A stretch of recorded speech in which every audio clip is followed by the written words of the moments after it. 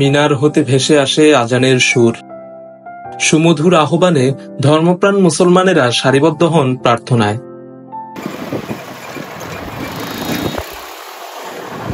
চাঁদপুর জেলার ঐতিহ্যবাহী জনপদের নাম হাজীগঞ্জ। হাজীগঞ্জে অবস্থিত বিরল কারুকার্য খচিত অনন্য নিদর্শন হাজীগঞ্জ ঐতিহাসিক বড় মসজিদ। প্রায় ৩৫০ বছর আগে হযরত মকিমউদ্দিন রহমতুল্লাহ আলাই নামে এক বুজুর্গ কামেল ইসলাম প্রচারের উদ্দেশ্যে আরব ভূমি হতে সপরিবারে হাজীগঞ্জে আসেন। তার প্রভাব এবং তার প্রতি শ্রদ্ধার মনোভাব জনমনে এমনই গভীর রেখাপাত করেছিল যে হযরত মকিমউদ্দিন রহমতুল্লাহ আলাইয়ের নাম অনুসারে এই এলাকার নাম হয় মকিমাবাদ।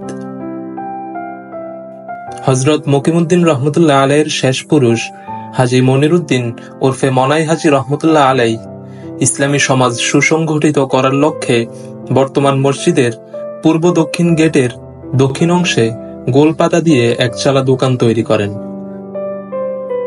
মনাই হাজী রহমতুল্লাহ আলাইয়ের দোকানের সুখ্যাতিতে হাজী সাহেবের দোকান থেকে বর্তমান হাজীগঞ্জ বাজারের পর্যায়ক্রমিক সূচনা ঘটে। মনাই হাজী রহমতুল্লাহ আলাইয়ের দৌহিত্র আহমদ আলী পাটোয়ারী রহমতুল্লাহ আলাই বাংলা ১৩২৫ থেকে ৩০ সালের দিকে নিজ মালিকানাধীন সম্পত্তির উপর প্রথমে একচালা, এরপর দোচালা এবং পরবর্তীতে বর্তমান পাকা মসজিদের মেহরাব থেকে মিনার পর্যন্ত প্রতিষ্ঠা করেন।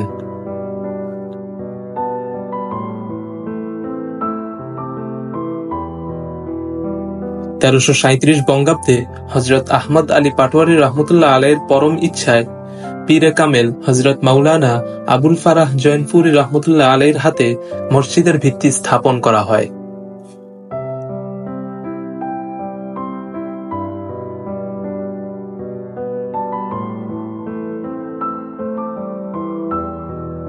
মসজিদের প্রথম অংশের কাজ সমাপ্তির পর উদ্বোধনী জামাতে উপস্থিত ছিলেন অবিভক্ত বাংলার মুখ্যমন্ত্রী শেরে বাংলা একে ফজলুল হক সহ তৎকালীন মন্ত্রী হোসেন শহীদ সোহরাওয়ার্দী সহ আরও অনেকে।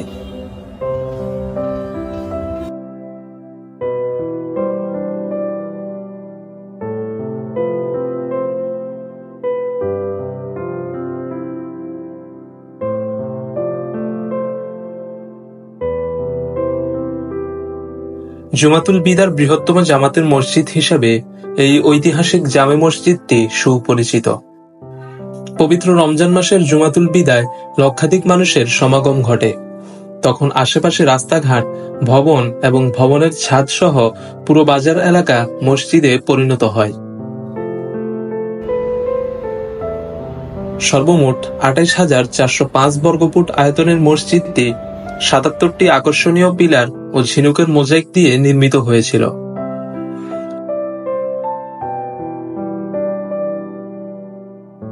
(১৯৫৩ সালে ১২২ ফুট উঁচু মিনার তৈরি করা হয়। মসজিদটিতে পুরুষের পাশাপাশি মহিলাদেরও নামাজ আদায়ের সুব্যবস্থা রয়েছে। ধর্মশিক্ষা প্রসারের লক্ষ্যে ২টি মাদ্রাসা ও একটি এতিমখানা পরিচালনা করে আসছে আহমদ আলী পাটোয়ারী রহমতুল্লাহ আলাই ওয়াকফ এস্টেট।